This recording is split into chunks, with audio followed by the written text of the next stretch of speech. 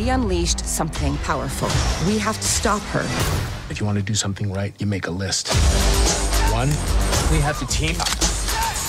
2, we're gonna have to fight Ghost. 3, we're gonna track down Ghost.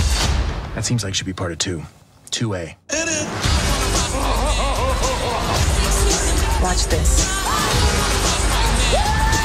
Oh, also we have to save the world. That's major. We can't forget that.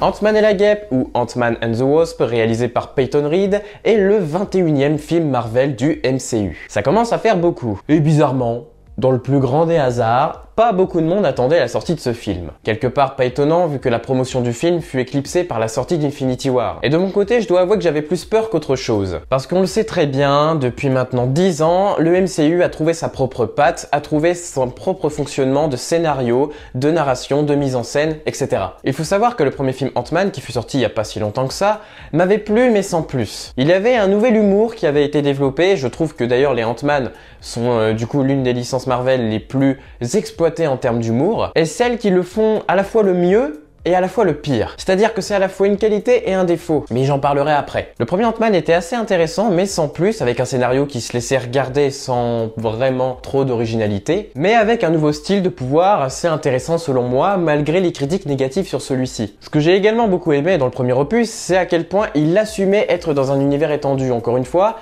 c'est l'un des seuls films, je trouve, qui expose vraiment l'idée de pourquoi on n'appellerait pas les Avengers. Et le deuxième le fait également, et ça c'est ce que j'aime. Donc bref, qu'ai-je pensé de la suite? Est-il un Marvel différent des autres? Eh bien, pas du tout. Ça reste un Marvel très classique, très commun, qui ne va pas vraiment marquer les esprits.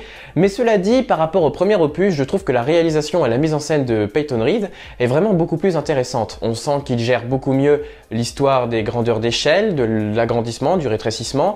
Il y a des prises de plan vraiment beaucoup plus intéressantes. L'exploitation des pouvoirs de Scott Lang est vraiment beaucoup plus exploitée, c'est ce qu'on aime beaucoup. La coloration est d'ailleurs beaucoup plus parfaite, je trouve qu'elle est beaucoup plus colorée, déjà que dans un film du MCU, c'est très courant de voir des couleurs très flashy, comme Ragnarok par exemple, mais là j'ai trouvé que par rapport au premier opus, vraiment, ils ont amplifié ce côté-là. Et donc forcément, on peut parler d'humour. L'humour est à la fois le point positif et le point négatif du film. Alors bien sûr, il y aura toujours l'humour qui désamorcera une scène importante, comme ils l'ont toujours fait depuis ces dizaines d'années. Et ce sera fait à plusieurs reprises d'ailleurs. Mais parfois ça fonctionne, et parfois ça fonctionne pas. Il y aura des moments où on se dira, allez, enchaînez.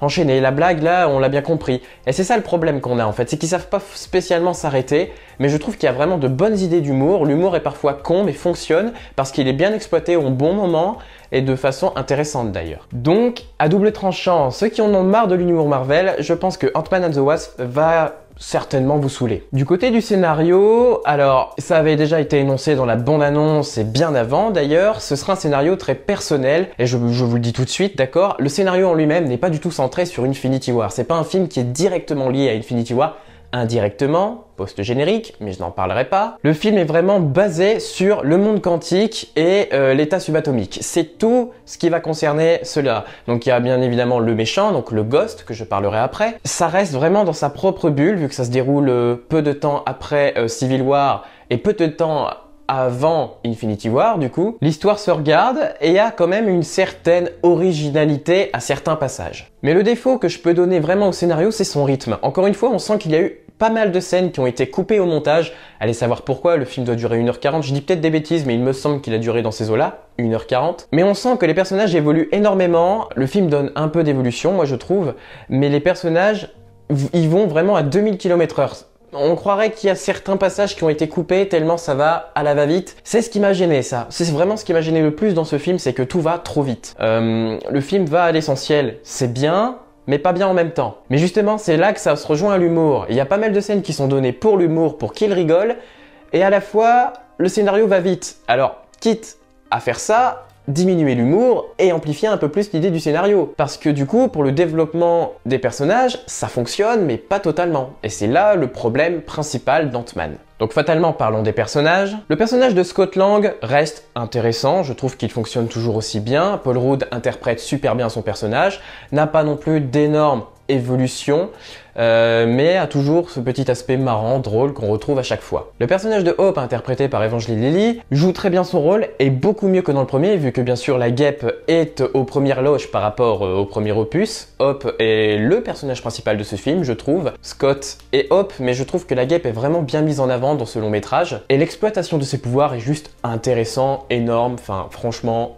de ce côté-là, je peux pas critiquer, c'était parfait. Il y a donc encore une fois de bonnes idées sur le costume, sur le fait qu'il ne peut pas grandir ou rétrécir totalement, qu'il interagit différemment avec l'environnement, également par rapport au scénario, de façon cohérente, ce qui est assez plaisant. Le personnage d'Hank Pym, encore une fois, on réaborde un petit peu sa personnalité, la personne qui croit trop en elle-même, qui croit pas assez en les autres, sa personnalité qui va du coup pas spécialement changer au fil du film, mais qui prendra du sens en fait par rapport au premier opus. Donc je vais pas vraiment spécialement vous dire pourquoi, mais vous savez pourquoi ils veulent créer le voyage quantique, donc je vous laisse imaginer, donc voilà. Autre personnage que j'ai vraiment bien aimé, c'est la fille de Scott, donc Cassie. Cassie qui représente vraiment la fille qui est fière de son père, qui est heureuse que son père soit un héros et que son père du coup est source d'inspiration pour elle-même. Et ça, j'aime beaucoup. Alors j'ai entendu des choses comme quoi ça serait peut-être pour préparer les New Avengers, alors je sais pas si ce sera vraiment vrai et que ça aura un lien direct avec Cassie, j'en sais rien, mais cette idée-là,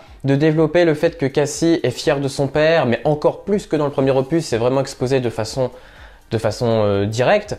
J'ai adoré ce développement-là parce que ça peut vraiment faire une continuité après pour la phase 4 si jamais. Donc voilà. Et maintenant, parlons du méchant, ou plutôt des méchants. Le Ghost est intéressant. N'empêche, je trouve qu'il a un passé assez tragique quelque part et qui se comprend, en fait, qui comprend vraiment ses actions.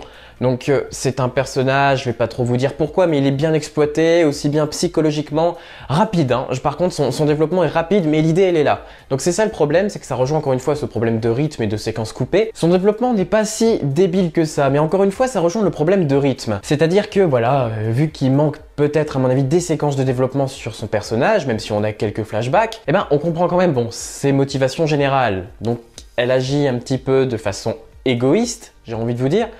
Mais il y a des raisons valables quelque part. Du coup, c'est pas un mauvais méchant, mais qui malheureusement aurait pu mériter un meilleur développement, même s'il y avait vraiment de très bonnes idées. Et du côté des autres méchants, des hommes de main, etc., sans vous donner trop de détails, ouais, c'est vraiment juste pour qu'il y ait, on va dire, des têtes à défoncer, quoi. C'est vraiment histoire d'avoir vraiment des protagonistes et de se les faire. Ce qui m'en vient à parler des références, donc encore une fois, on a des références sur le Shield, sur Hydra, sur Avengers, les accords de Sokovie, voilà. Donc conclusion, je vous conseille vivement quand même d'aller voir ce film si vous aimez les films Marvel en général. Restez jusqu'à la fin, il y a 2 scènes post-génériques qui selon moi sont assez importantes les deux, bon l'une plus que l'autre, mais les deux globalement sont super intéressantes pour ceux qui ont adoré Infinity War, je préfère vous le dire, au moins ça vous incitera à aller le voir. Donc globalement, Ant-Man et la Guêpe est un film Marvel commun, mais avec de très bonnes idées de réalisation, une très bonne mise en scène, une motivation, une volonté de faire mieux, de faire bien, un peu mieux que le 1 pour cause de la réalisation, mais un scénario pas incroyable. Donc voilà. Sur ce, n'hésitez pas à me donner votre avis si vous l'avez déjà vu. Sinon, si vous avez des questions, n'hésitez pas à me le dire en commentaire. Et sur ce, moi je vous dis à plus et à la prochaine. C'était Skylive. Ciao!